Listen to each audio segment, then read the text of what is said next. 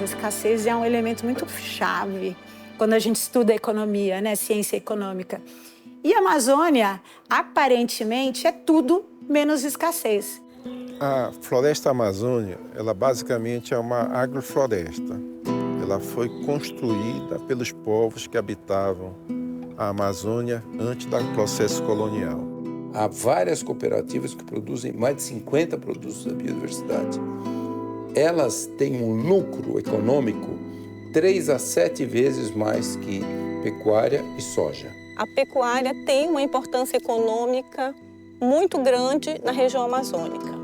57% das áreas de degradação florestal também se encontram no estado do Pará. E muita dessa degradação está associada à atividade pecuária. Que a produtividade da pecuária na Amazônia é baixíssima, porque o solo da Amazônia é muito pobre de nutrientes. Porque o agricultor sabe, se ele destruir a nascente, se ele derrubar a mata, vai desaparecer a água. Desaparecendo a água, ele não vai ter produto. Ele tem que estar produzindo em equilíbrio com a natureza. Trabalhar a mentalidade das pessoas, abrir a mentalidade, ter conhecimento, ou seja, expansão de consciência. Uma árvore dessa em pé, ela é mais valiosa do que ela derrubada. Se eu fosse derrubar ela ia me dar mais ou menos R$100. Pego a semente, faço as mudas e vendo. Ela já me retornou R$1.200. E eu chamo isso aqui de poupança verde. Há 30 anos atrás, eu fiz tudo isso aqui, né? Eu tinha força e disponibilidade para trabalhar mesmo, né? Então, eu estou colhendo aquilo que eu plantei anterior. Uma floresta, permanecendo floresta, ela tem que dar bonificação do crédito para o agricultor, né? Então, ele tem que pegar um crédito mais barato porque ele está preservando. Ele tem que ter isenção fiscal, porque ele está preservando, ele tem que ter uma vantagem fiscal. E ele pode poder usar essa área em outros investimentos, por exemplo, no mercado tipo carbono. Porque todo mundo só quer olhar o que eles falam que o boi emite, tá? Mas ninguém fala o que o capim sequestra. Temos que trabalhar com a fotossíntese ao nosso lado, né? Produzindo alimentos, mas também fazendo esse balanço de carbono para que ela possa ser, no futuro, uma atividade neutra em carbono. O problema é que todo mundo quer o efeito final, um planeta descarbonizado. Mas ninguém quer pagar pela descarbonização, ninguém quer deixar de se industrializar para descarbonizar. Então você tem um certo conflito de interesses a nível internacional de eu quero um planeta habitável daqui a 50 anos ou eu quero que o meu PIB continue crescendo acima da média global nos próximos 5. E esse é o grande esforço das COPs, é criar essa coordenação global de estar todo mundo descarbonizando mais ou menos junto. E se a gente pegar produtos que a gente chama de produtos compatíveis com a floresta ou produtos da floresta, se você fizer plantios maiores, em monocultura não digo necessariamente, mas cultivos consorciados, cultivos em agrofloresta, o ganho é 6 vezes maior do que a soja. Então, para mim, hoje, aquele agricultor, aquele produtor rural que está plantando soja, está perdendo dinheiro. Os maiores municípios produtores de soja estão no Mato Grosso, na pré-Amazônia, ou também na Amazônia Legal, se quiserem. São os piores índices de bem-estar social, são nesses municípios. A gente tem o direito da natureza conquistado, garantido, mas a gente está cercado de soja. Soja essa que o agrotóxico cai aqui no Rio Laje. Então, tem um direito do Estado, mas ao mesmo tempo não está sendo respeitado.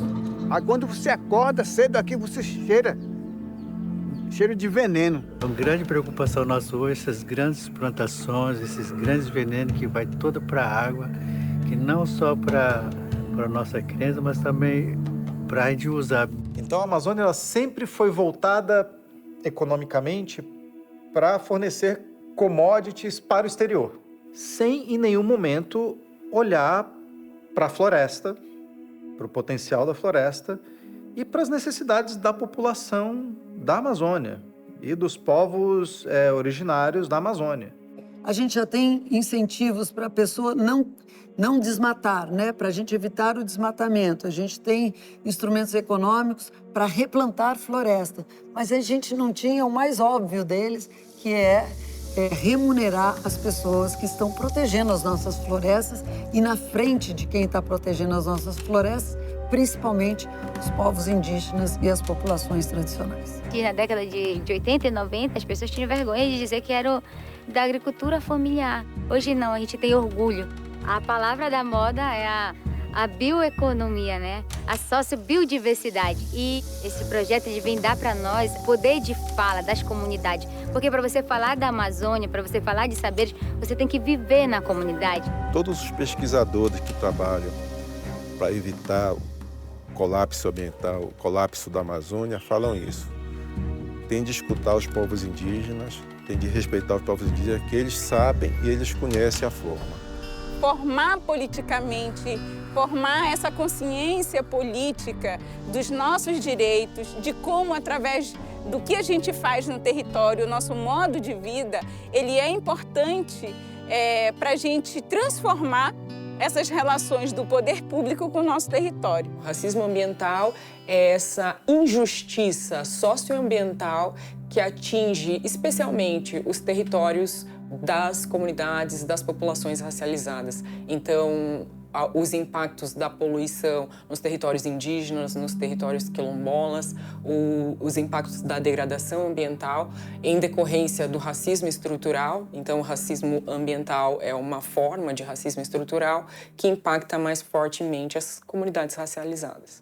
O momento que a gente vive hoje de crise climática, de emergência climática, na verdade, onde os eventos extremos são cada vez mais intensos, mais frequentes. Quem é que é impactado com isso? É a população negra e pobre da favela que ocupa as encostas porque não tem política urbana e aquela casa vai deslizar primeiro. Pensar uma cidade justa em termos climáticos é pensar todos os sujeitos que vivem em uma cidade. Direito à cidade é o direito que as pessoas têm a terem acesso, principalmente à infraestrutura urbana, seja o saneamento, a iluminação, a pavimentação das ruas. É o direito a elas terem habitação digna e adequada, é o direito de mobilidade, ou seja, o direito de vivenciar a cidade em todas as suas potencialidades. Então, aqui em São Paulo, o desafio atual é falar sobre periferias em foco. Quais são as necessidades urgentes que a periferia tem no momento de hoje, também para a construção de novos futuros. Quando a gente analisa a população de periferia, você vai reparar que a grande maioria das pessoas, ela acorda de manhã, pega 3 horas de transporte público, vai para um trabalho braçal maçante, onde ela recebe o mínimo e depois ela pega mais 3 horas de transporte público de volta para casa.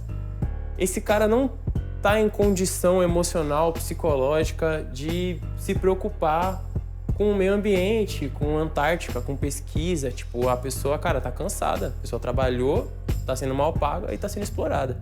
A renda digna nada mais é do que a renda que uma família precisa para viver dignamente numa determinada localidade.